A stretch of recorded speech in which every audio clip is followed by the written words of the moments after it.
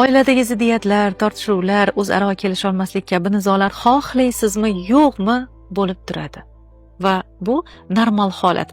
Darrov xayolan ajrashaman deb otaga qo'zixona qilishni hojati yo'q, vahma qilishga hojat yo'q, ishoning.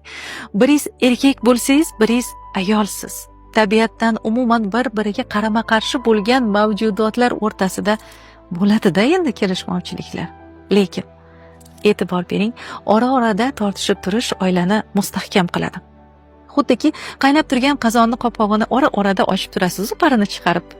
Xuddi shu kabida, agar e'tirozlar o'rtaga tashlanib, yechim topishga harakat bo'lmasa nima bo'ladi? Qozon bir o'tirib portlasa, unda oqibati ham shunga yarasha bo'lib turadi. Shuning uchun mayda-chuda kelishmovchiliklar bu yaxshi.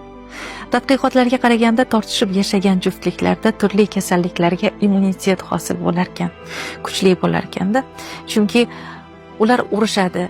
Yarashganda esa yana ham bir-biriga mehr muhabbati jo'shib, ya'ni ehtiroslari yangilanadi. Bu degani bemalol janjallashing degani emas. Albatta endi har narsada me'yor bor, shuning uchun bizga aql berib qo'yganda Robbim farosat berib qo'ygan. Aytmoqchiman, agar erkak va ayol oilada o'zini zimmasiga yuklangan burchini, vazifalarini mas'uliyat bilan bajarsa, bir-biriga nisbatan yaratgandan hayo qilgan holatda munosabatda bo'lsa, olam guliston bo'ladi. Nikohni buzilishidan Alloh asrasin, samo larzaga keladi-ku axir.